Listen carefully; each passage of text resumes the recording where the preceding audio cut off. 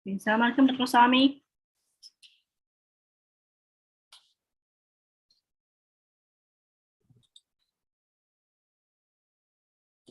Okay. Okay. So there are students coming up. Can we start? I can do the opening. Okay. Bismillahirrahmanirrahim. Alhamdulillahirabbil alamin wassalatu wassalamu ala asyrafil anbiya'i wal mursalin wa ala alihi wa sahbihi ajma'in. Amma ba'du. Alhamdulillah. We are gathered here online through Zoom. It's raining outside. I hope everything is doing okay. And we are going to have an informative lecture and also a prominent scholar from Islamic Development Bank Institute. But prior we start, I'm gonna have a brief introduction about our class today. So as I have shared what in our class today, we noticed that understanding a thing that must begin with understanding the nature of science itself. So there's many pros and cons about Islamic economics. They also mentioned that it is not a science, it is a dogma, a belief that we should know because it is part of the religion.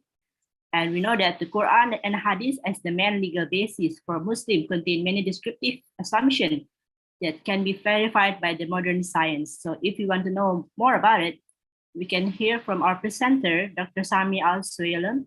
As we know, let me give you a brief introduction about our speaker today, Dr. Al-Suweilem. So I pronounce it correctly, sir? Yes. Currently an acting director general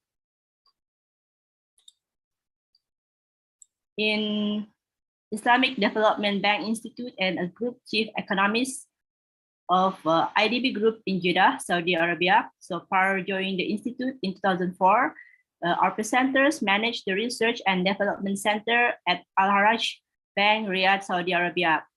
And about the education background, our speaker today obtained his master's degree from Southern Illinois University, Carbondale, Illinois in 1990, and his PhD degree from Washington University, St. Louis, Missouri in 1995. He also authored several books and papers on Islamic economics. So if you notice from our international conference in Indonesia, we heard about our speakers have give lectures or presentation in IPB University and also in University of Gajah Mada. So it is a well-known speakers in Indonesia also.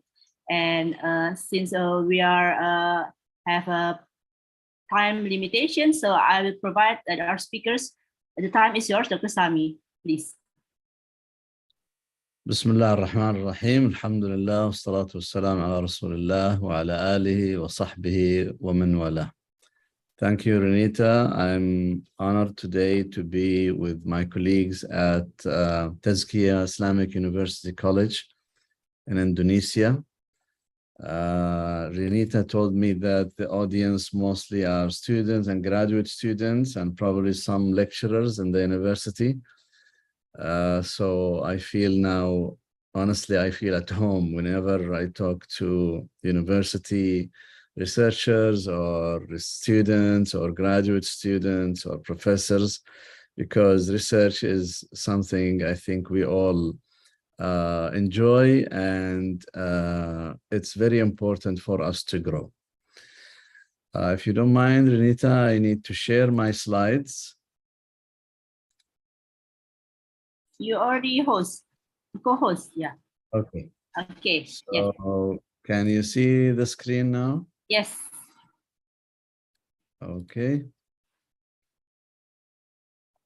Is it moving or is it stagnant? It's moving. Okay, very good. So today we will be talking about the Islamic economics. Is it a science? Now, this is might be a sensitive topic, but we have to address these things because otherwise it might be, we might fall into a dogma, as Renita has mentioned earlier. So I probably need to, okay, so yeah. Okay, so let's move on. Okay, the sources for this lecture, you will find it in two papers. One is Economics Science that was published within a book edited by Professor Doria, Francisco Antonio Doria, The Limits of Mathematical Modeling in Social Sciences. The other paper is Economics for a Better Future. Sorry, I think this was somehow designed in a way that will make, so maybe I just keep it like this, that will make it simple. Can also hide the view. Okay. So what are the questions that we need to ask? First of all, what is a science?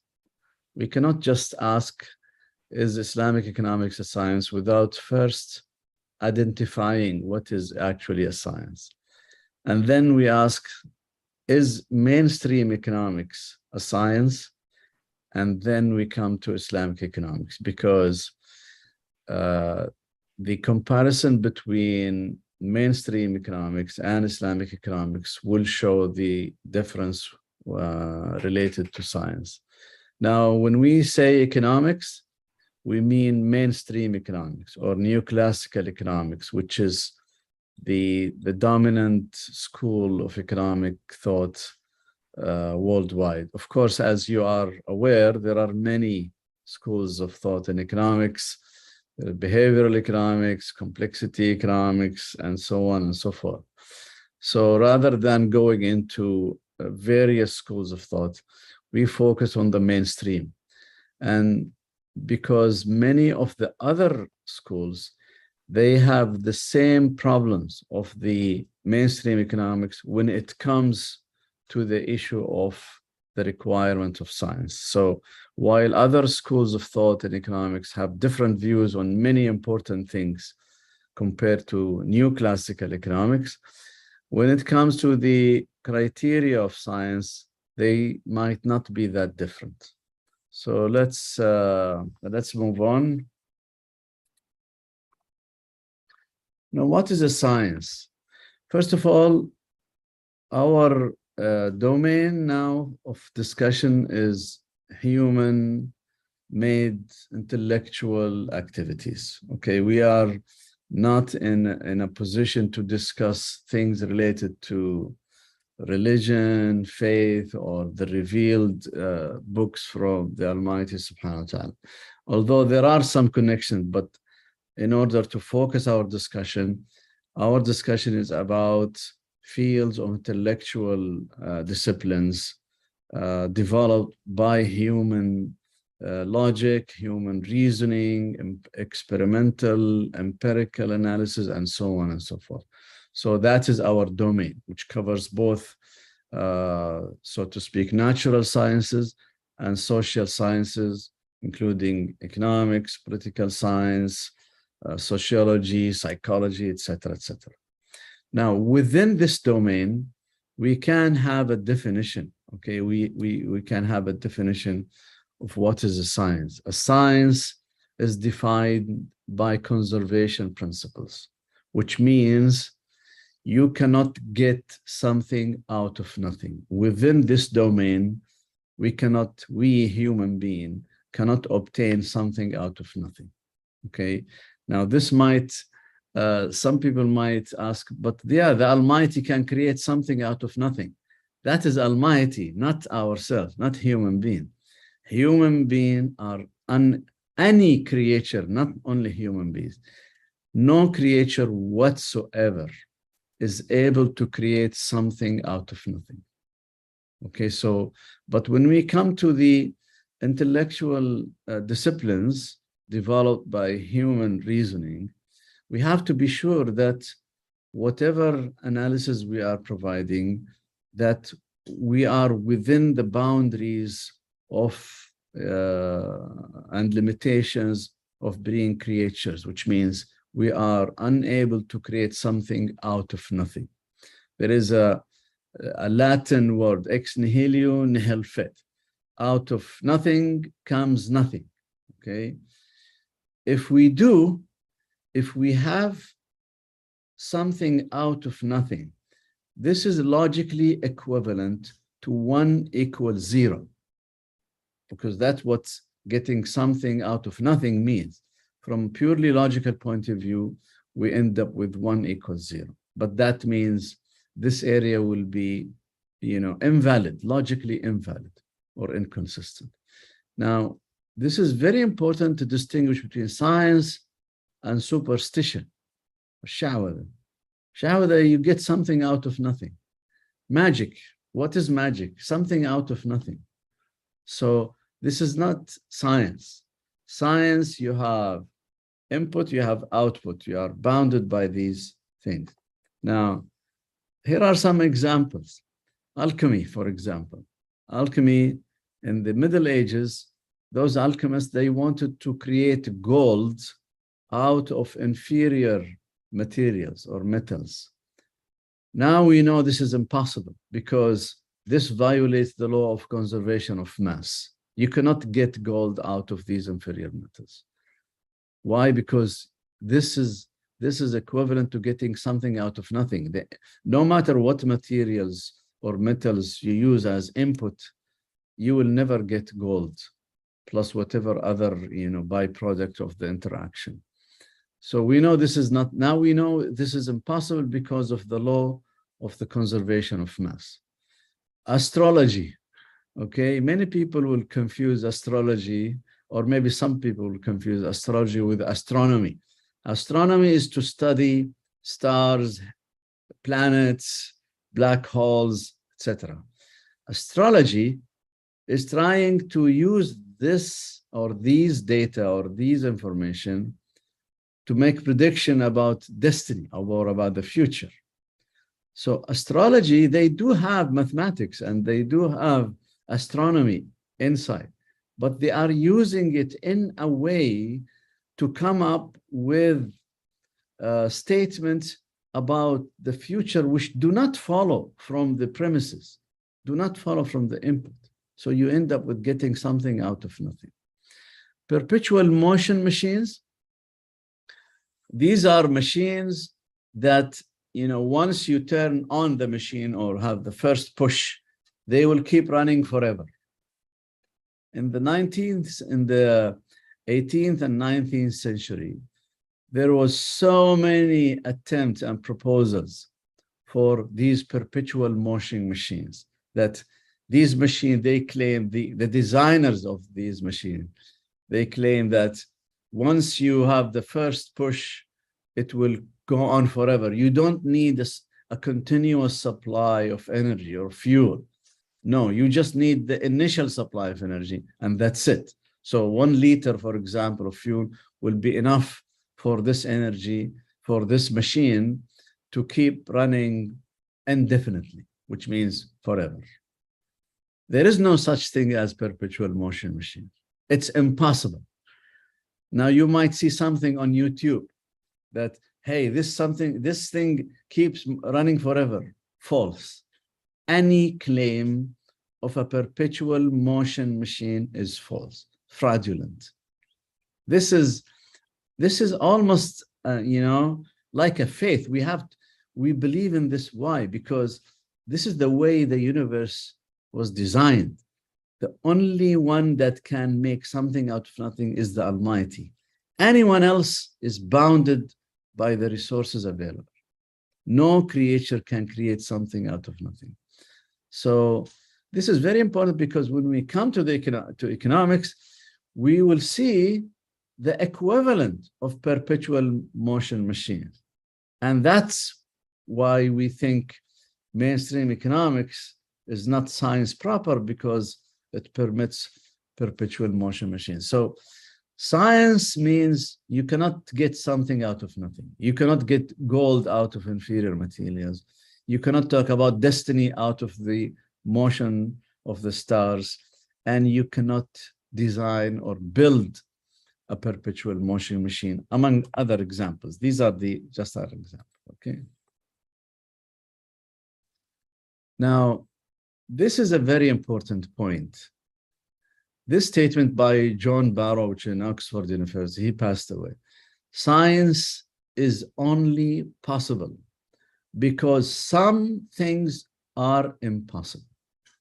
This is very important insight. We do have science because there are things that are impossible. We cannot fly. Human being cannot fly. Why? Because there is the law of gravity. Okay, so now we have science because there are things that are impossible under certain circumstances, and therefore we have laws, we have scientific laws. Now that doesn't mean we can never design a machine that will help us to fly. We are already, human beings are already doing this, okay?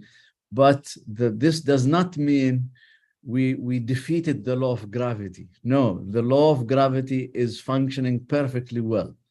The only thing is that we used other resources available to us like air and these things in order to overcome the power or the force of gravity. The point is that unless there are things that are impossible, we don't have science. If everything is possible, there is no science. Science is when we have things that are not feasible, not possible. Another comment by a philosopher of science, Ernst Mach, science has grown almost more by what it has learned to ignore than by what it had to take into account. So this is very important insight. And what is a scientific law? As another philosopher of science, Karl Popper, scientific law is a set of prohibitions. Okay, so we cannot have science unless we have limits, unless we have boundaries, unless we have restrictions, unless we have prohibitions. Without prohibitions, without limits, there is no science.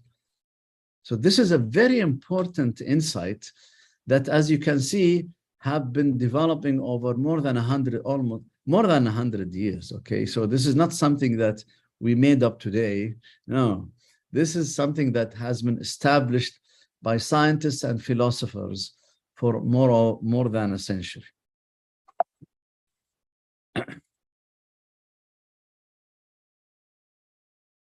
Now, why do we need science?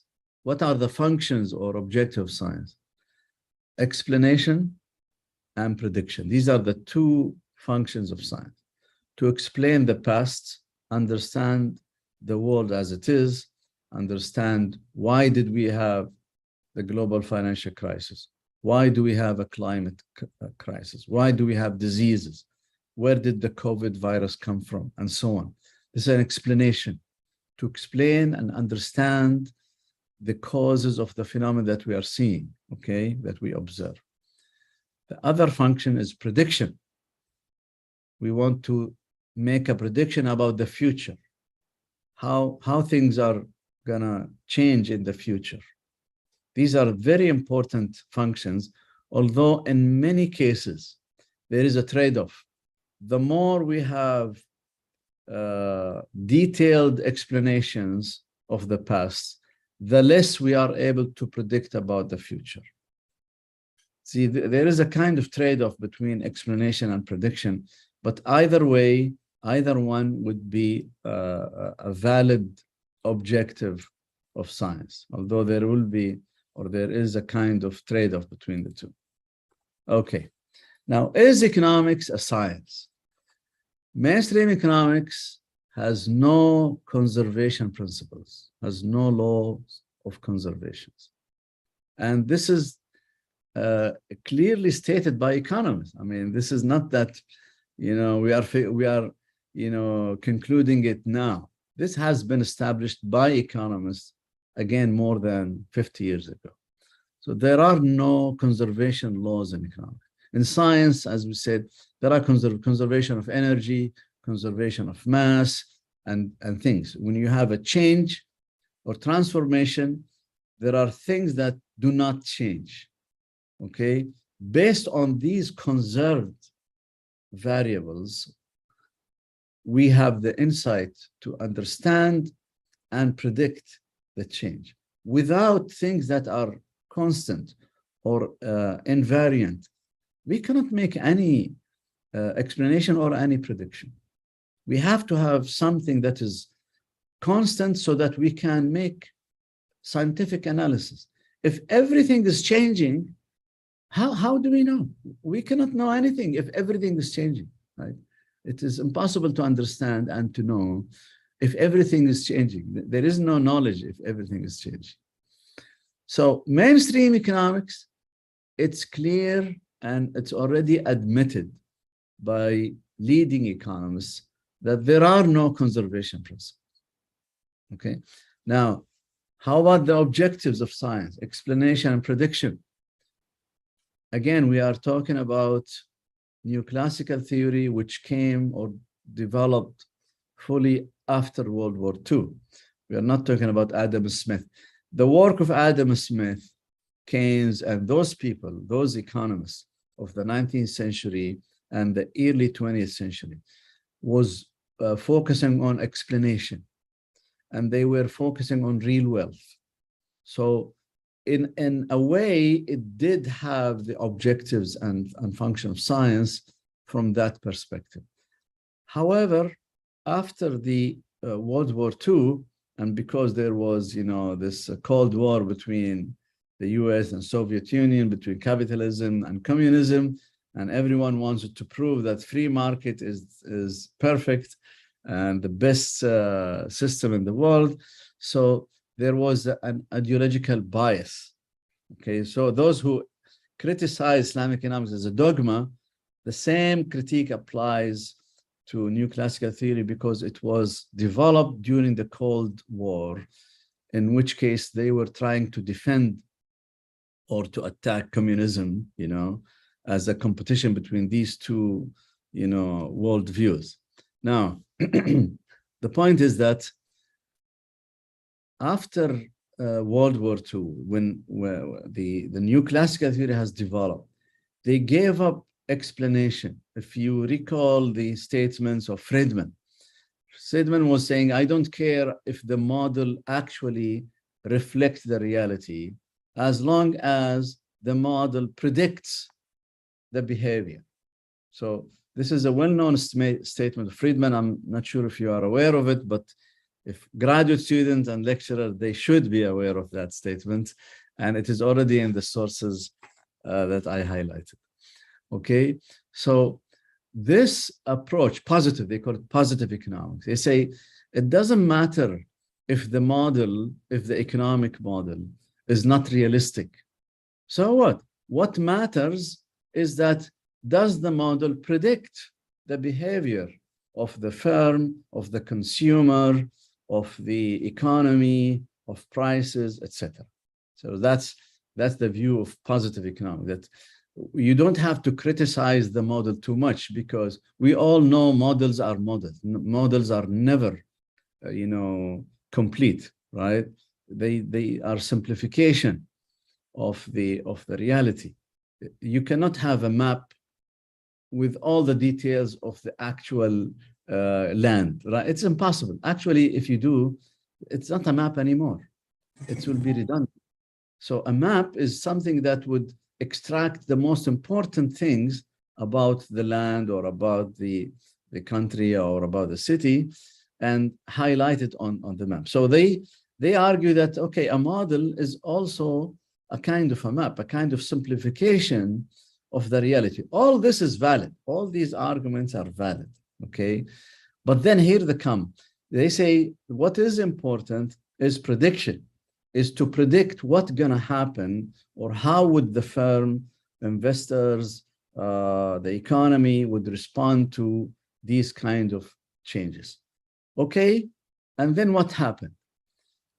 Then came the global financial crisis in 2008, and mainstream economics failed miserably in predicting that crisis. Mainstream economics failed in predicting the environmental crisis. So you can see mainstream economics gave up explanation. Okay, they said, we don't need to worry too much about the reality. We want to build sophisticated models that would, abstract from the reality. Okay, and what is this for? Why you are giving up the reality? They say we are giving up reality in order to predict the future, to be better able to predict the future. Okay, fine. Did we predict the future? Were these models able to predict the future? And the answer is no. These models failed completely in predicting the worst two crises in human history: global financial crisis and the environmental crisis. And mainstream economic theory, mainstream economic models failed remarkably in predicting these crises. So now we are in a situation in which these models are neither realistic nor predictive. We lost both objectives of science. Keynes, Adam Smith, and those people were concerned with explanation. And that's why they focused on reality. They were closer to the reality of the economy than the mainstream economics. Mainstream economics, they focus on modeling, mathematization of economics, and so on and so forth. And why you are doing all these complicated models? Yeah, this would help us to predict the future.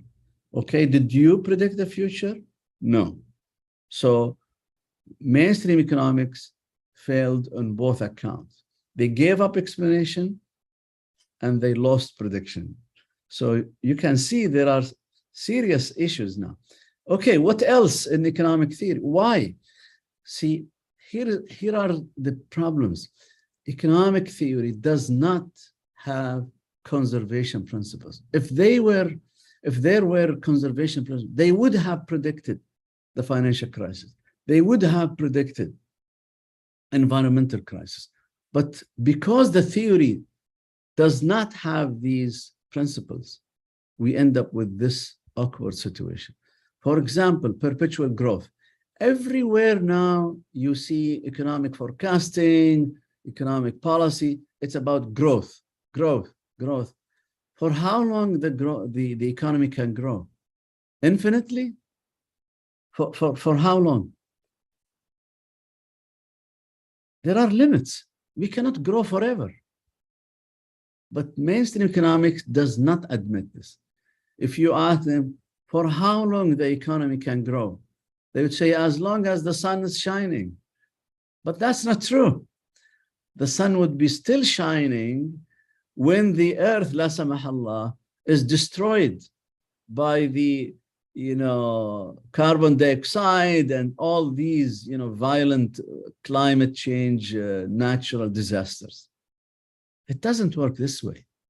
See, this is a very, unfortunately, very narrow way of thinking and analyzing the world. Unfortunately, if you pick any textbook in economics, they will tell you the steady state of the economy is to have constant growth rates, and these constant growth rates could be positive. And when they say steady state, means the economy would stay there forever. So the economy would keep growing at 5% forever. How could that be? How could that be? It's impossible. Now, another example, Ponzi games. Now, Ponzi games, let's focus on Ponzi debt games, okay? You borrow from A, and then at maturity, you borrow from B to pay or to repay A, and then at maturity, you borrow from C to repay B, and so on. So you never repay the loan from your own resources. This is called Ponzi debt game, which means I would take money from you. I will never pay you back from my own resources. I simply borrow from someone else to pay you, and that someone else, I'll pay him by borrowing from yet another party to pay that person, and so on. But that means I'm getting something from nothing. The initial, let's say, 10,000 that I borrowed from A, I never repaid that 10,000 from my own resources. I simply keep borrowing, taking money from other people to pay other people, and that's it. But these are Ponzi debt games. And that's what they call it. When they say Ponzi debt games, it's not that we created this term. This is already established in economic resources, okay? Now, believe it or not, new classical theory cannot exclude Ponzi debt games. They call it rational Ponzi debt game, which means rational maximizing agents, even if each agent is bounded by his own budget constraint, you still can get Ponzi debt games. So you say, how come? You get something from nothing. You get something for nothing. How could that be? That shows there are serious issues, and that's why we think new classical theory is not science proper. Why? Because it does permit something from nothing. Bubbles. What does a bubble mean? You buy a financial paper, okay, from X, and you sell to A, and then A would buy from you and to sell to B, B buy in order to sell to C, and no one has any valuation of the paper in itself. There is no intrinsic value of that financial paper. Everyone is buying in order to sell. They call it to the greater fool. If you read on this literature on bubbles, you see that everyone is trying to push the risk or the hot potato, they say, to the greater fool, to that group of investors with whom the bubble will collapse, okay, will explode. Okay, does new classical theory exclude bubbles, or they do permit bubbles? New classical theory does permit what they call rational bubbles. A bubble is a bubble. It means this paper, this piece of paper, or this asset has no intrinsic value. I am buying this asset or this paper only to make money from the next guy, and the next guy will make money from the guy after, and so on and so forth. But that means we are making something out of nothing. And the theory cannot exclude this. And believe it or not, the hardliners of the new classical theory, they think there is no such thing as bubble. If rational traders in Wall Street, if they believe that the price will go up, then that's the rational belief. There is no such thing as bubbles. They think there are no bubbles. These are just terms that we are using, but the value of that paper is what traders assign to that paper. There is no such thing as intrinsic value, because there is no such thing as conservation principle. Whatever traders agree on, that would be the value. And therefore, you can see this is not science, because anything can go. There is no science here. Now, here we come to the dilemma of economic discipline. As we said, in order to have science, you have to have restrictions. You have to have limits. You have to have boundaries. There must be things that are impossible, or otherwise we don't have a science. But if we believe in free markets, we think there should be no restrictions. We think there should be no limits. We think there should be no prohibitions. But if there are no limits, no restrictions, no prohibitions, it's not science. So either you believe in free market, in which case economics will not be a science by definition. This is not a judgment. We are not making a judgment here. These are definitions by scientists, as we have seen, for over 100 years, okay? So either there are things that are prohibited, either as Karl Popper, we are using the words of Popper. We are not using the words of Sharia scholars, by the way, okay? So far, we are not talking about Islamic economics. So far, we are talking about mainstream economics and about science. Science means there are things that are impossible. There are things that are not permitted to take place. There are limits. Okay? If we accept that, description of science, then we have to accept the fact that markets cannot be completely free. There must be restrictions. If there are no restrictions on markets, but that means it cannot be a science. Studying these markets will not be science because we refuse to have any restrictions. Okay. Now, of course, there are differences between social and natural sciences. In the natural world, atoms, molecules, they follow the laws. Okay. They don't deviate from the laws of God. Okay. For social sciences, we can do anything, right? We have free will or almost anything. Okay.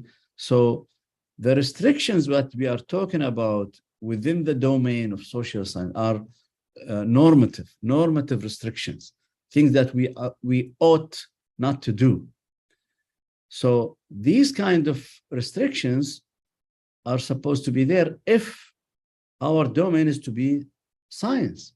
If there are no restrictions whatsoever, we end up with a strange situation in which our field will not be a science. So you can see this dilemma, and that's why it is hard for those who believe in free market. It's hard for them to accept that economics is science, unless they redefine. Some people think science means you use mathematics. If you use a lot of mathematics, that's science. If you use a lot of statistics, that's science. If you are using computer simulation, that's science. No. Even astrologists, as I've said, even astrology, which is not science, they use a lot of mathematics. I mean, it doesn't mean using mathematics doesn't make it science. Okay? Simply using computer simulation doesn't make it science. There are foundations of it. When we say a science, that means there's a certain framework. This framework means there are conservation principles. There are things that ought not to change. There are prohibitions. There are limits. Okay? It's not simply by using mathematics or so on. Okay. Now, are we only criticizing mainstream economics, or everyone is actually everyone? After the global financial crisis, it became clear to everyone, okay, that there is something seriously wrong in economic theory. For example, econophysicist Jean-Philippe Bouchard, he writes in Nature. Nature is one of the top journals in science. Economics needs a scientific revolution, okay? I mean, we did not say this. They said that. Economics must change. Another economist, well-known economist, Roger Farman. So leading economists are calling for change because they realize there is something wrong. Now, here is the problem. They do not agree on what is wrong. They agree there is something wrong, but they do not agree on what is exactly wrong and what is exactly right. Just like you have a sick person, everyone agrees this guy is sick, seriously sick, but they have different views on what is the disease, what causes this sickness. Is it COVID? Is it cancer? Is it hepatitis C? Is it this or that? Now, that's why I'm saying different schools, even though different schools of thought have different views, they might have the same problem, which is the lack of conservation principles. Now, this takes us to Islamic economics. As we said, without restrictions, economics cannot be a science. But here's the problem. Not any restriction or prohibition will make it a science. You can prohibit anything or everything, but that will not make it science. So what is the set of restrictions that will make the study of economic behavior a science? This is something beyond the human being ability. That's why we need divine guidance. Without divine guidance, we are all in the dark, trying to find the way out, and it will be almost impossible. We get out of the dark. That's where we need the guidance of Sharia. That's why we need the guidance from the Almighty. Now, if you look at the rules of Sharia, it prohibits eating wealth for nothing. Okay? It prohibits getting something from nothing. But that's exactly what a science should be, that you cannot get something out of nothing. Okay, so أكل المال بالباطل, there is no, I don't think there is a better way to describe it. Eating wealth for nothing. So this is exactly a problem that, you know, characterizes mainstream economics, that makes it, you know, away from being science. We will see now how riba also. Riba, obviously, you have self-generating returns. It's a Ponzi debt game. Riba basically is a Ponzi debt game. I borrow from you, I pay back by borrowing from another person, and then I pay back the other person by borrowing from yet another person. The mechanism, the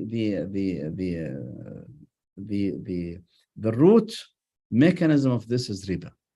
As we shall see also, hoarding is also, you know, getting something from nothing. So you can see overall that Sharia rules are a way to prevent something from nothing, getting something for nothing. So all these are just, you know, it's remarkable how one can see Sharia rules from this perspective. And that's why we think with these rules, Islamic economics has the potential to be a science. Now, as we said, not all restrictions will produce a science. We have to have optimal restrictions. And as we said, these rules can be viewed as conservation principles. We can look at the prohibition of riba, the prohibition of gambling, and other, you know, rules as parameters that would put in place, you know, conservation of conservation principles. Okay, now, but this is not, that doesn't mean Islamic economics as a discipline, as of now, you know, as of the current state, is actually a science. We are still not yet there. We are not there yet. We do have the rules, we do have the principles, but we are still, we did not formulate these principles in the language of economics so that economics now will become a science, Islamic economics. So what we need is to formulate conservation principles, okay? So let me just quickly, okay. Just to remind you, okay, that one major objective of Sharia, okay, maqasid al-Sharia, حفظ المال, right, preservation of wealth. Is there a better way to express a conservation principle than this way? So you can see at the heart of Islamic economics, we do have the necessary rules and principles that are required to develop conservation principles for economics that will make it a science. But we are not yet there. We are not there yet. We have, as we said, to formulate it, you know, in the language of economics. Now, we start first from scarcity, okay? And then we move to other factors or other principles in economics that can be used as conservation principles. Now, scarcity is supposed to be the starting point of economics. It's no more, unfortunately. You know, when economic textbooks say the economy can grow forever at 5% per year, every year it will grow 5% more relative to the previous year, indefinitely, where is scarcity?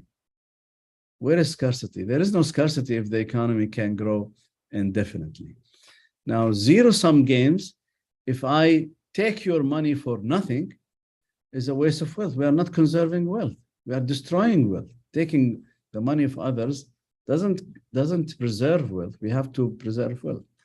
And as we say, the major objective of Sharia is preserving wealth. So you can see that this is an important principle that we can use, or build our conservation principles on that. Now, there is something called Pareto Optimality. Are you familiar with Pareto Optimality?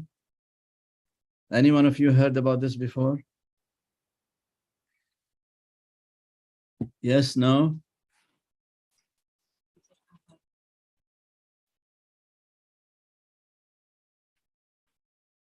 Okay. Let me think about it. Pareto Optimality means a transaction is Pareto optimal if it makes everyone as good as before the transaction, and at least some of us will be better off. Okay, so this transaction will Pareto optimal for me if I am either better off or as good as I was before the transaction. Okay, no one is worse off. So a transaction or a plan or a strategy is Pareto optimal if it doesn't make anyone worse off. It could make some of us better off, others would be the same as before this plan or this transaction, but no one will be worse off. Okay, this is a criteria well established in economics. Okay, Pareto optimality. Now, are zero-sum games Pareto optimal? If I get into gambling, would that Pareto optimal?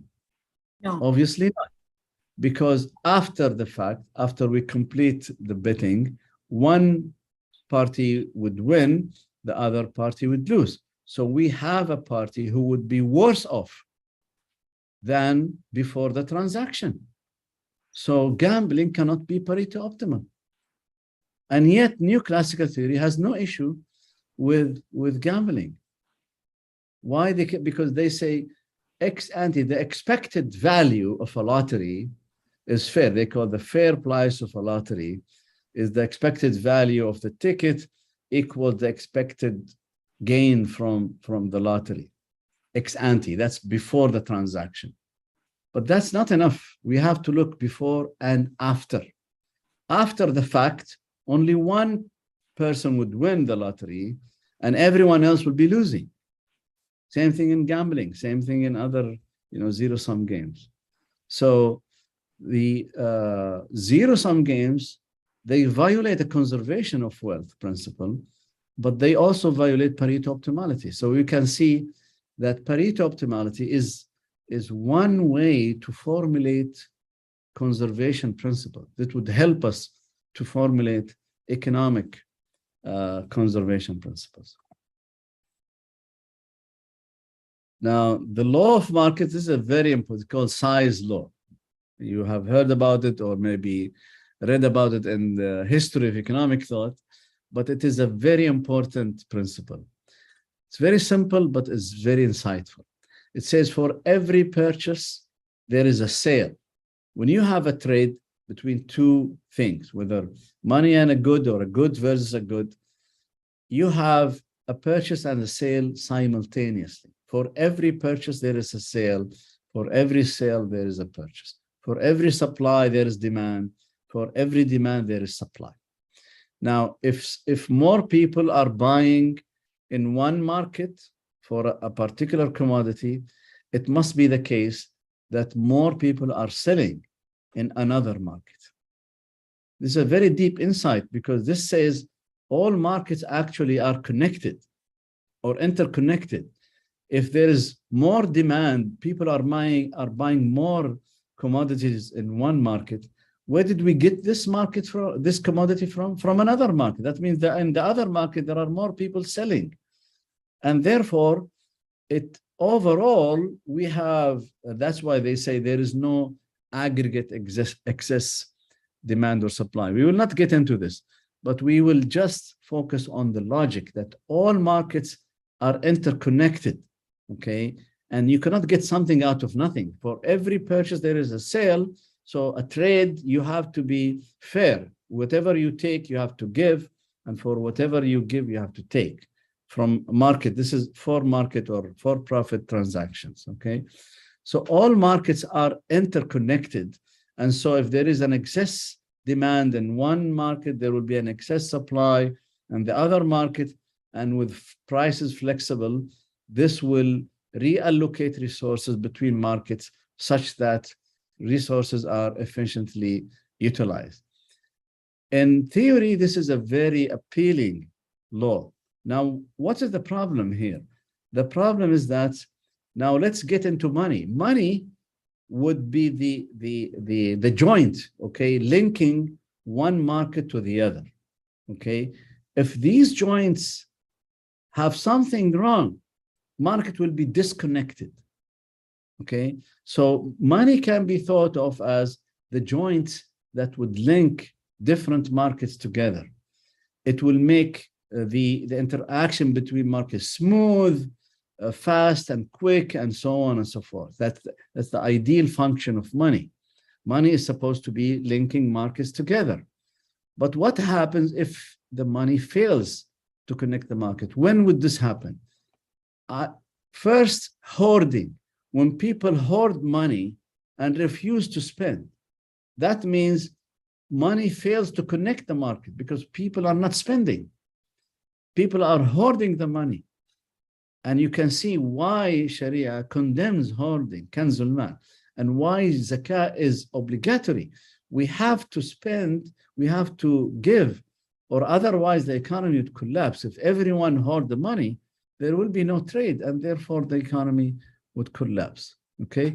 Or when you have Ponzi debt games, when money keep moving in the same place, okay, money for money, making more money, Ponzi games, that will make money disconnected from the markets. And therefore, again, you will have a problem. So to preserve the function of money, we have to prohibit both hoarding and Ponzi games. And these are two sides. Hoarding and bubbles or Ponzi games are actually two sides of the same coin. Hoarding will generate returns. See, once people start hoarding, prices will go down.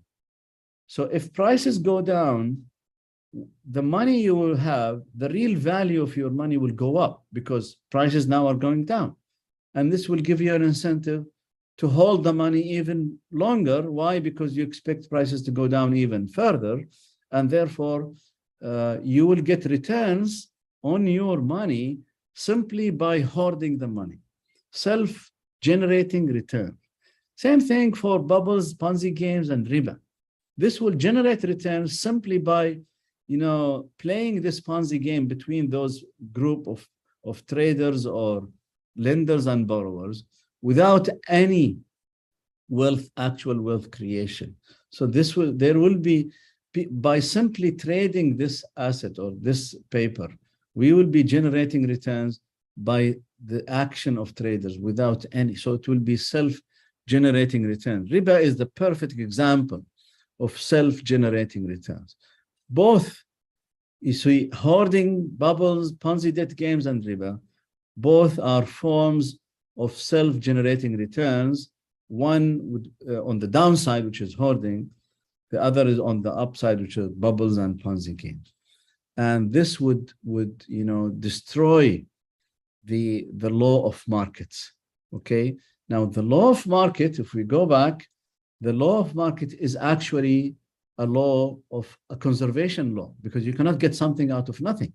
If for every purchase there is a sale, and for every sale there is a purchase, you cannot get something out of nothing, okay?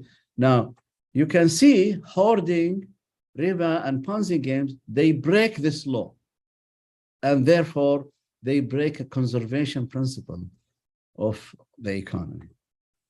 And this would take us to good debt versus bad debt. In mainstream economics, it's not clear where to draw the line between good debt and bad debt. From an Islamic finance point of view, we can see good debt is that which arises within the market. As long as markets are still connected, that would be, in principle, a good debt. That's like murabaha, leasing, all these debts created by actual transactions or financing actual real transactions. I'm not talking about Ina or Tawarra. These are fictitious transactions. We are talking about true murabaha, financing, true transactions. The customer actually need to get that commodity or that good or that asset. So you can see murabaha and leasing and all these kinds of Islamic debt, okay, are created within the markets. So the law of market is preserved. So Islamic finance would provide a set of contracts such that the law of markets is preserved. This is a remarkable insight, by the way, if you think about it. We tend to think that these contracts, we tend to think of them as just, set of legal arrangements without the economic insight. The economic insight is that once finance is integrated with real economic activities, and that's what Islamic finance is about, it is integrating debt creation with wealth creation. That means debt is created within the markets while markets are still connected, and therefore efficient allocation of resources is still working, and the law of markets is still working, and therefore the markets or the economy is preserved. Now, bad debt is a debt that arises independent of markets. And what kind of debt that is created independent of market? It's riba. Riba is a debt that disconnects. Basically, in one sentence, riba disconnects debt creation from wealth creation. This is just one sentence. You can summarize Islamic finance in one sentence. Riba disconnects debt creation from wealth creation. And if we do this, we break the law. We break the law of markets, which is an essential conservation economic law. And if we do this, that means it's not science anymore. So you can see how these things are connected. Now, are we there yet? Is Islamic economics at the stage that we were able to formulate the rules of Sharia as conservation principles, economic conservation principles? We are not yet there yet, unfortunately. But it's possible. It's not something impossible. I mean, we have all the ingredients available. We have the Sharia rules necessary for building conservation principles. We have economic principles that support and enhance these Sharia rules and Sharia framework. So all we have to do is simply develop this theory in an economic language so that we do have conservation principles, economic conservation principles. Once we have these economic conservation principles, we do have a science. Okay, so let me summarize. Economics cannot be a science without conservation principles. Islamic rules of trade and finance can be viewed as conservation laws. They help market to operate normally according to the law of markets. Islamic economics has the potential to become a science, and therefore we should be working to fully formulate these economic conservation principles based on the Sharia rules as well as on the economic principles that we have discussed. Thank you very much. Over to you, Renita. Okay, thank you very much, Dr. Sami. Very, very enlightening presentation. So it really bright up our day today. If I can make a a short summary from your presentation. You can start from the science. What is the meaning of science? And why is conventional economics or mainstream economics cannot be called as a science? Because as we know that, as myself also, I study economics. I thought that economics can be a science because it is consists of math and statistics, but it's not completed yet. And as we see that the mainstream economics is failed to predict the condition of global financial crisis, and that's why we come up with Islamic economics as a solution also. And also the last statement that you said that is still ongoing. Islamic economics is on process to become a science if we can develop an economic conservative principles. And since we have more audience coming up, I will ask the participant to ask questions to you. So please make it concise and short. We have lecturers, of course, postgraduate students and also undergraduate students in our Zoom meeting today. So if you like to ask questions, please open your mic and open your camera. Okay.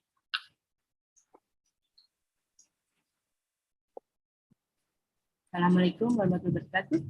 Maybe Ustaz Abdul Mukni, you wanna ask? You wanna receive questions in Arabic, sir? No problem. No problem. Okay. Maybe Ustaz Abdul Mukni wants to ask question directly. نعم لأن أستاذ سامي عربي Okay. وكتبه بالعربية. Okay, please. السلام عليكم يا أستاذ سامي سويلم، كيف حالكم؟ السلام ورحمة الله، أهلا بكم، أهلا وسهلا. أنا أحبكم في الله، يعني أقرأ صفحاتكم في الفيسبوك وما كتبتم عن الاقتصاد الإسلامي والتمويل الإسلامي. بارك الله فيكم وعلى جهودكم يا أستاذنا.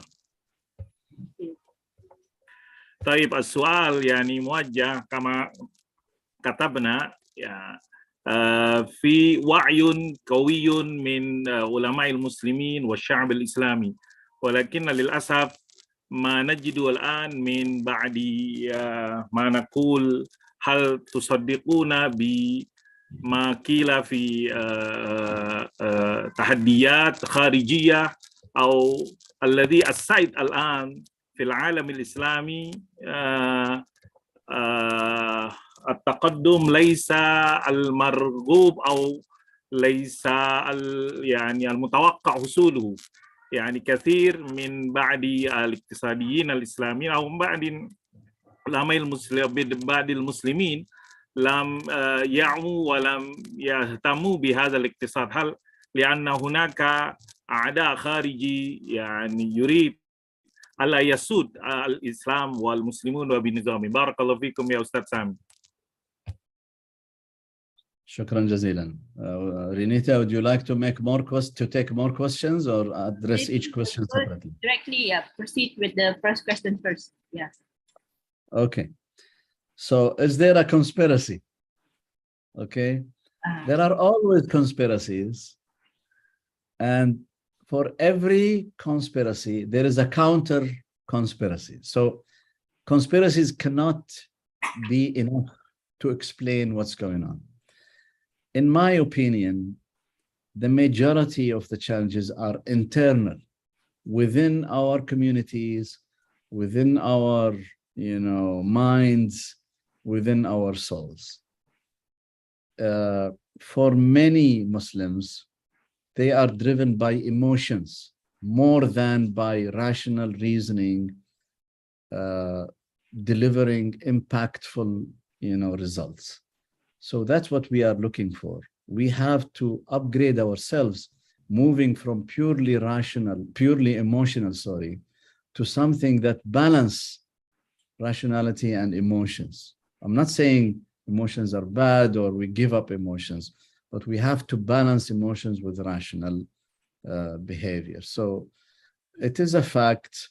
Many Muslims, take it superficially. They take the Quran, they think it is, you read the Quran, that's it. And I have heard people saying, why do we need economic science? We have the Quran, the Sunnah, Sharia, that's it. just apply Sharia and that's it. That's enough. That's a problem. If we think this way, this is a very unfortunate way of, and there are many people who think by the way, this way. So we really have a long way to go to build our internal capacities, internal capabilities, in order to be able to be up to the task. And it takes years, by the way. If you look at Europe, for example, in the Middle Ages, there was no intellectual activities. It was dormant. They used to call it Dark Ages. Gradually, the intellectual activities of the Islamic civilization went through Europe, through Spain, through Palestine, through Sicily and others, and they started getting the light from the Islamic civilization. And then over centuries, they built up their intellectual abilities. They were able to, relieve themselves or free themselves from the dogmas and superstitions that dominated, people at the time. So what we are looking for is to build our own capabilities for rational reasoning, balanced with emotions, guidance by the Quran and Sunnah to develop intellectual arguments, intellectual theory. So simply to say riba is haram, yes, riba is haram, of course, we know this, but then what is the economic theory behind it? And how to develop from this economic strategy for development, for job creation, and so on. So I think the problem lies with us more than with others. Okay, that's my view. Shukran ya Ustaz Sami. Ahlan bikum. Thank you very much, Dr. Sami, and thank you for Ustaz Mufti. Any questions again? Please make it precise and short. Okay. You can open your mic, or maybe if you have difficulties with English or Arabic, I can translate to you, and you can use the chat box. And also reminding, we are sharing our link of attendance in the chat box. Please check it out so you can fill it up and get a certificate after this.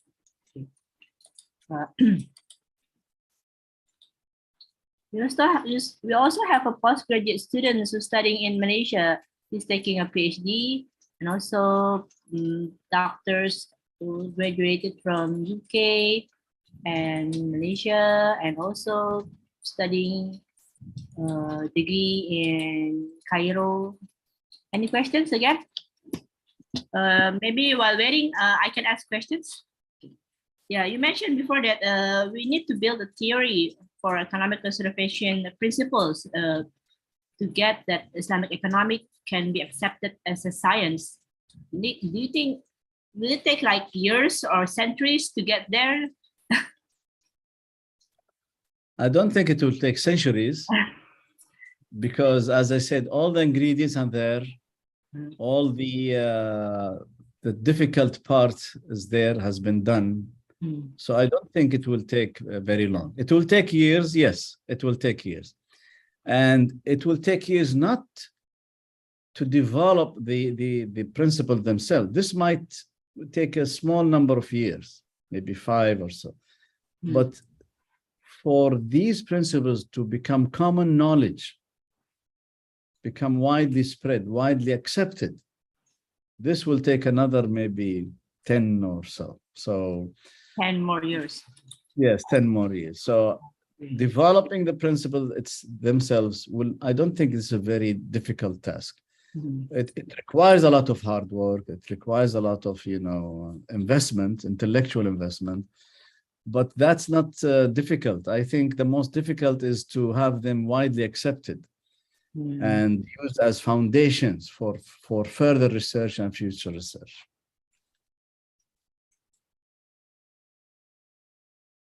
And yeah, I also noticed that there's many conventional organizations like the United Nations, they become interested in Islamic finance. And I heard that because we still have problems with the funding. So they're interested to apply the Islamic economic as wakaf and zakat to get a funding. Is it acceptable in Islamic economics? Yes, we can use zakat to pay. You mean for non-Muslims? Is that your question? Yeah. Yes. I mean, وَالْمُؤَلَّفَةِ قُلُوبُهُم, this is an established part of zakah, is for either newly converted Muslims or people who are actually non-Muslims. That's obviously this is a, there is no issue in helping the community as long as it helps the community overall, Muslims and non-Muslims. Okay. Thank you very much. We have a Dr. Assalamu alaikum. Maybe okay, Dr. Abdul Majid. Yeah, please. Assalamu alaikum wa rahmatullahi wa barakatuh. Dr. Yunus. This is me, Dr. Abdul Majid Al-Amri. I'm from IIUM IBF. I'm very glad to hear you, and I always read your book.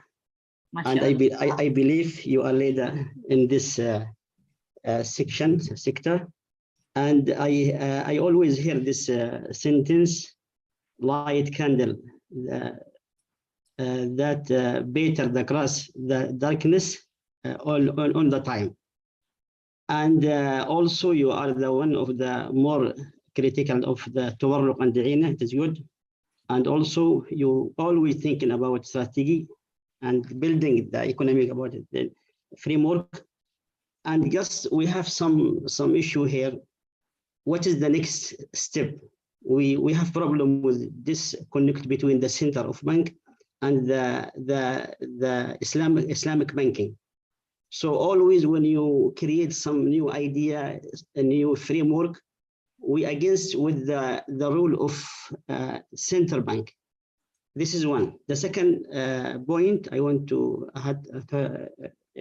talking about, when you talk about Islamic economic, we're talking about banking. Without any zakat, waqf, we don't have the whole idea about Islamic economic. So what is the way we can make connect with governments and also to build the whole building in the economic? This is this my question. Thank you for you present. Barakallah fik, Sheikhna. شكرا أخي عبد المجيد. أهلا بكم. Thank you very much. Yes, there is a gap between theory and practice, between principles and applications. The way, in my opinion, the way forward is that for the new generation to build their own new financial startups.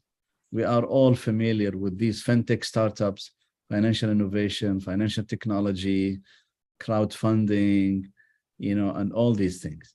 So now more than ever, the opportunities for the youngsters, for entrepreneurs.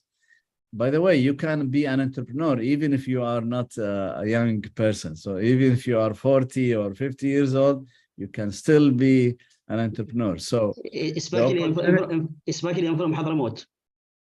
Especially if you are from Hadramaut, yes. So the opportunities now for entrepreneurs to develop new forms of financial institutions is better than ever. You see, historically, we focused on commercial banks, thinking that if we Islamize commercial banks, it will be khalas, we will solve all the problem. Just like a person who married a Shafi'i woman hoping to convert her to the Maliki madhab, and he ended up being Shafi'i, right? So I'm afraid we end up the same thing. So in order to keep our spirit, we should be developing new institutions. We are not saying Islamic banks are complete failure. No, they are doing, in many cases, they are doing very good work and they are supporting the economy in one way or another. But we are saying we cannot expect Islamic banks to solve all our problems or achieve the objectives of the Islamic economy or the Islamic economic system. Therefore, we should be developing new institutions, new platforms, including zakah and awqaf. Okay, so whether it is zakah, awqaf, crowdfunding, tokens, but in a proper manner, not like bitcoins, using tokens for something useful, something valuable. These are the opportunities that we have. So please let us not blame someone else. The central banks, the bad guys are the central banks. They are no. Central banks, they have their own parameters. They have to take care about the whole economy. There are the way they view it is very different from the way we view it. We cannot change the function of a central bank. Central banks concerned with stability, protection of the money, of deposits. We cannot change that. So rather than blaming someone else, let us take the responsibility ourselves, take the lead, and let's create new institutions, new platforms, new solutions, and let's work together. So and since the majority of people here are students, I strongly encourage you, all the students here, and all the entrepreneurs, whether students or non-students, to start from now planning for something new. This is how the economy grows, whether we are talking about Islamic finance or not. The economy would grow only by initiatives, by innovation, by creativity of its members. So let's take the lead and not wait for someone else to fix the problem. No one else will fix a problem. If we fail ourselves, no one else will fix it for us. Shukran. Thank you. Very much, Sami. We have Dr. Bayu waiting to ask questions. Please, Dr. Bayu. Okay. Hello, Assalamualaikum. Waalaikumsalam. Thank you, Prof. Thank you for great opportunity to join your class today. I just want to talk about some researchers say that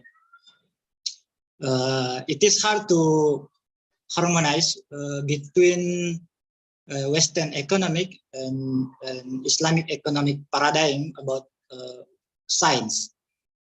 And also we cannot deny that in Western economic itself, there are so many debate about what is science. Regarding the differences between Islamic economic and Western economic, some researchers also said that the differences is starting from some basic definition on what we call science itself, and then what is from where we can get the science or source of science itself. So some researchers say that we have to create what is science and characteristic and character science in Islamic paradigm, because we cannot see Western economic from Islamic paradigm regarding what is science. What do you opinion, Prof, about this? Thank you, Prof. Thank you, Bayo. Now, it's very important to note there is no such thing as Western economics. In the West, there are many schools of thought in economics and political science and so on and so forth. Yes, there are dominant schools, as I said, the mainstream, but that doesn't mean all people in the West think in that way. No.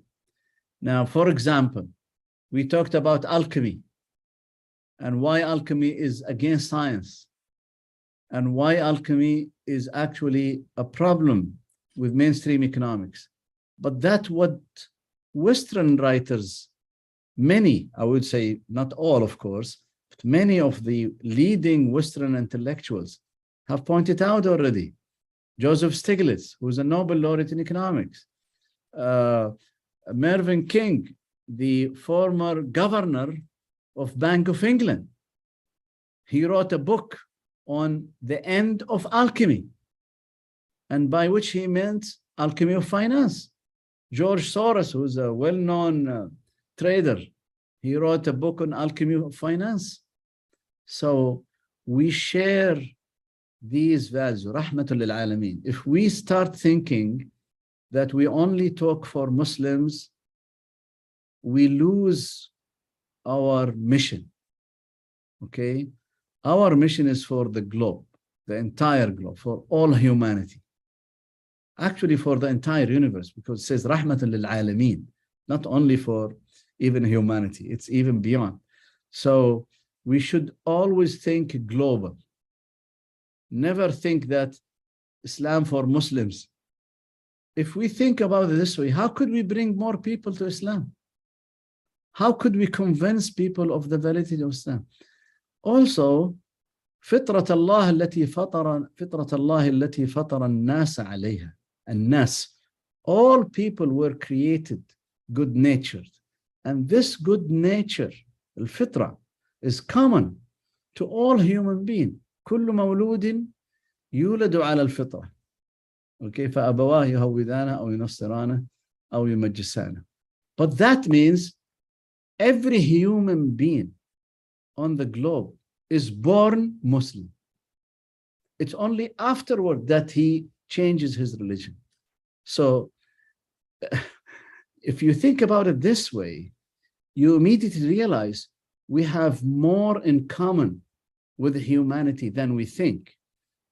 So this approach of saying, no, we talk about the Islamic science, Islamic this is, yes, of course, the Quran is the ultimate truth. The Quran provides the accurate,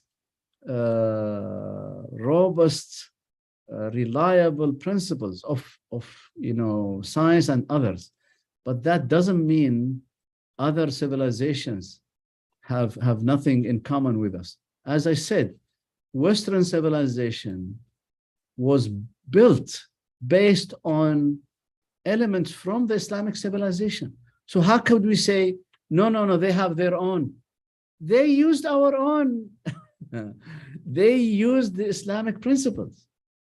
The reason, if you read the history, you immediately realize that the reason for this enlightenment in Europe and then the Industrial Revolution was because the scientific approach of the Islamic civilization was transmitted to Europe and to other regions of the Western Hemisphere.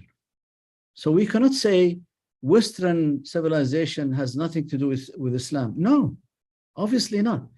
So we have two reasons. One is that we are all human beings, and all human beings are created good nature. So we have common values, common principles, common logical approach for all human. Otherwise, how could we talk to people if we don't have common logical principles?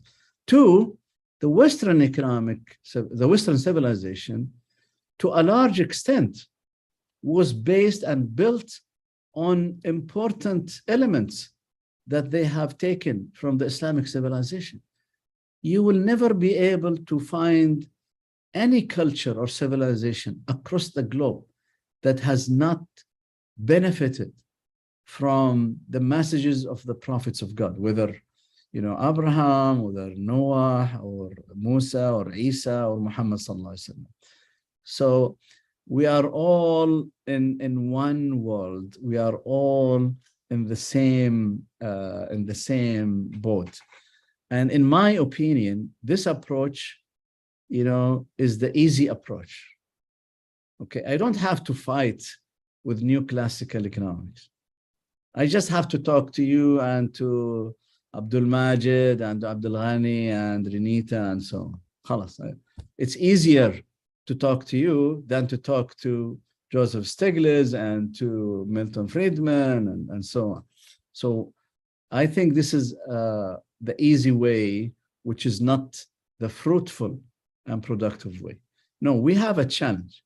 We have to prove ourselves to the world Okay.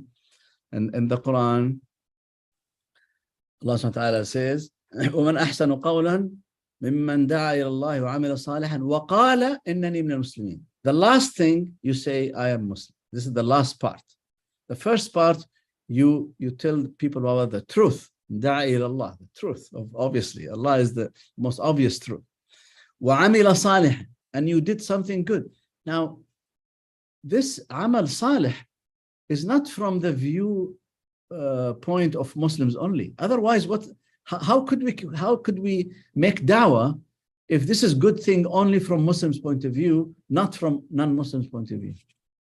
It has to be good deed from everyone's point of view, or otherwise, how could this will be da'wah, right? So helping the poor, helping the needy, creating jobs, these are good things. Everyone agrees these are good things. So here's the question: does Islamic economics guide the economy towards these objectives? And the answer is yes. Actually, Islamic economic principles, they are more relevant to wealth creation, as we said, than the new classical economic theory. So we better not to take the easy path, okay? We better accept the challenge and accept that we have to fight this battle or these battles, obviously intellectually and respectfully, because we have to raise the bar. Trying to talk only to Muslims means we are lowering the bar. No, that's not, in my opinion, the right way. And as I said, many people in the West, they share with us the same values, at least the basic values. And I remember Mark Carney, who was recently the governor of Bank of England, and before that he was the chairman of the Financial Stability Board in 2009 or 2010. I mean, shortly after the global financial crisis, and when all people were talking about how Islamic finance is different, it's about the real economy. Mark Carney made a statement in an interview with Financial Times saying, banks must be forced to serve the real economy. Is this statement Islamic? Yes. Is the guy Muslim? Obviously not. So what? It doesn't matter. The point is that we have ideas. We have very good ideas that can be commonly accepted by the most intellectuals across the globe. Okay. Thank you very much. Thank you very much, Dr. Sami. So there's a question from Madam Aisha Al-Salafia. She's our student. So if I can make it a short. If the Islamic economic is based on Islamic religious belief with all the restriction, if there is another economic system based on a restriction of other religion, can it be made into science as well? Because as we know that besides Islamic economic, there's a Buddhist economic, Catholic economic, and so on. And the second question is, what do you think about the mainstream schools or thought different from the Istihduna school and a critical alternative school, which says that Islamic economic is Islamicized version of economics? Okay. Sister Aisha, are you still there? Because she has a connection problem. Maybe she can. Okay. We already talked about not any restrictions will make it science. We already talked about this. We already addressed this issue. So not simply having any restriction or any limitation or any prohibitions will make it science. Okay. And this question, by the way, applies only within the Islamic domain, because you have different schools of thought, different madhahib, right?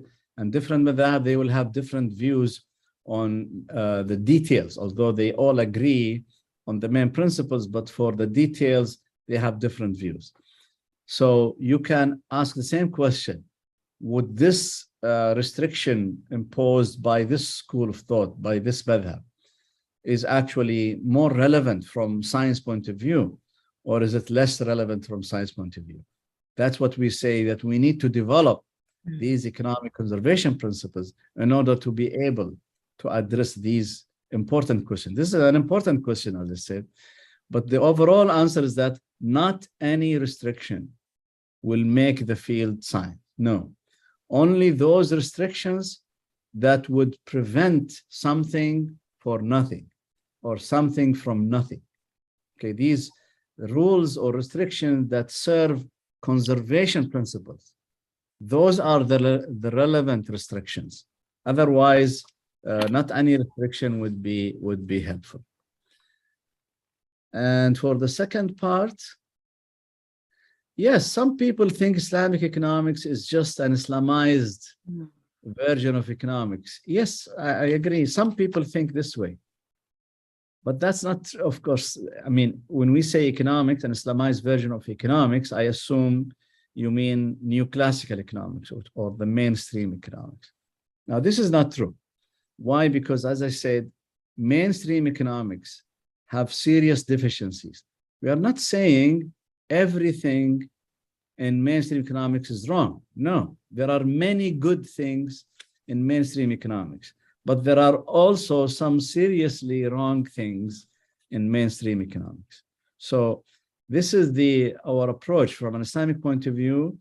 You take the right and you leave the wrong. Okay, that's how you don't just say all or none. No, you take the right part and you leave the wrong part. Okay.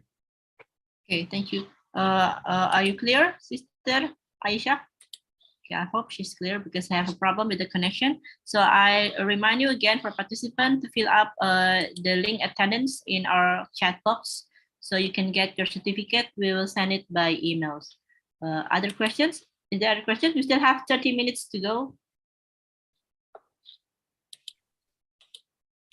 So we have participants from Malaysia, Indonesia, and also mostly students from IUM Malaysia, and also graduated from IUM lectures. Questions? Anyone? I think people want to go to lunch, so better not to take too much time from them. Okay. If there is no questions, can we sum up or any more questions?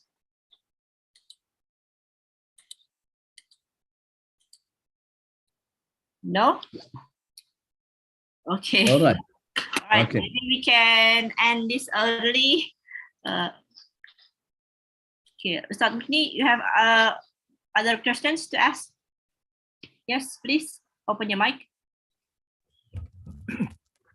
سؤال مرة أخرى يا أستاذ سامي سويلم بارك الله فيكم. ما هي يعني تبشرنا عن مستقبل لهذا الاقتصاد الإسلامي؟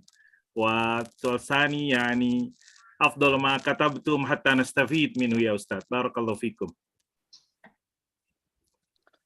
بارك الله فيك أخي عبد المغني.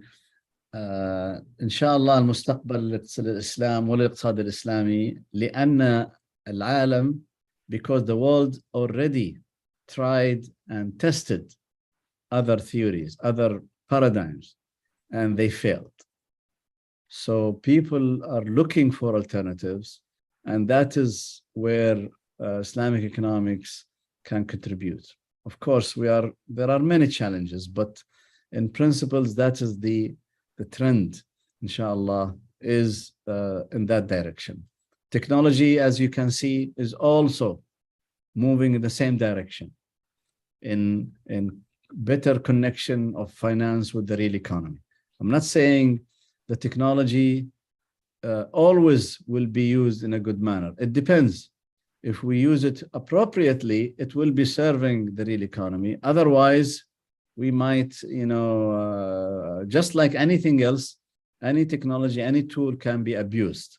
Okay, so this is in terms of trends. The trends are in the direction that will make it more possible to, build Islamic economic principles. We don't want people to be. Of course, we are presenting Islam to everyone, but they don't have to become Muslims in order to adopt Islamic principles. As I said, already many of if you read Basel III, you just download the Basel Committee paper on Basel standards, Basel III. and just read the few paragraphs from the first few pages. You think you are reading a paper on Islamic finance. They talk about the real economy, risk sharing, risk absorbing the risk, and so on. You think, hey, where did these ideas come from? And we know where these ideas came from.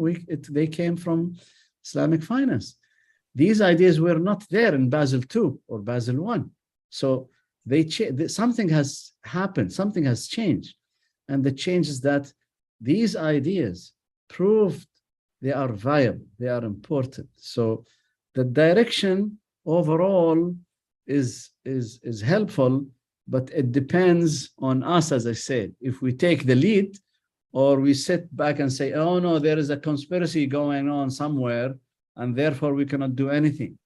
Or someone else, the central banks or the capital market authority or X or Y or Z is preventing us. No one is preventing us.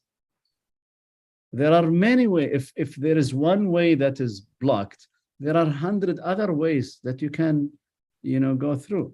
So it depends on us. Now, about what is the best book, this depends on the reader. Sometimes you write a paper and you think, wow, I think this is a very good paper.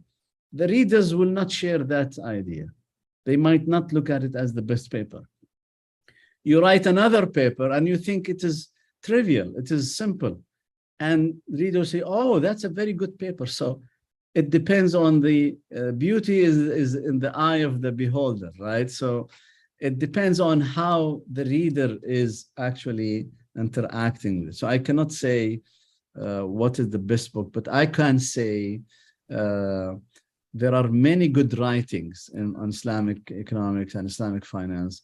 And I encourage all of you to, read and discuss these things. But if there is a single book, I would recommend Al-Madkhal, although it's in Arabic. But if you go to my academia page, you'll find some chapters or papers in English on Islamic economics and finance. But in Arabic, you will find this Al-Madkhal ila Usul Islami that would summarize the main principles of Islamic finance. Okay? Okay, thank you. Maybe a last question from me as a moderator. We can see that most of the youngsters, when they choose a university and also their major of the study, they prefer to choose something that's related to science, like technology, ICT, computer, medicines, or architecture, because they said that it's easy to get jobs and you will get paid higher, as we know it. But how do we going to attract the youngsters to love Islamic economic and they choose the majors to their studies and give a positive mind that it will get jobs also easily for them? This question has two parts: the jobs part and the attracting new talents to the field. But I think in both cases, we should follow a strategy that we have more than one specialization. I strongly encourage, again, all students not to have one major, have double major.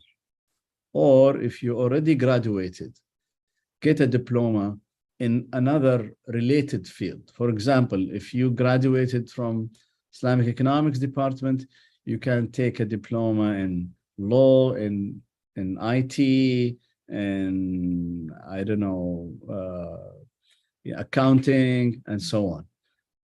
The more you diversify, up to a point, of course, the better. This is better from both sides, intellectual and job markets. From an intellectual point of view, how to bring new ideas to any field? By borrowing ideas from another field.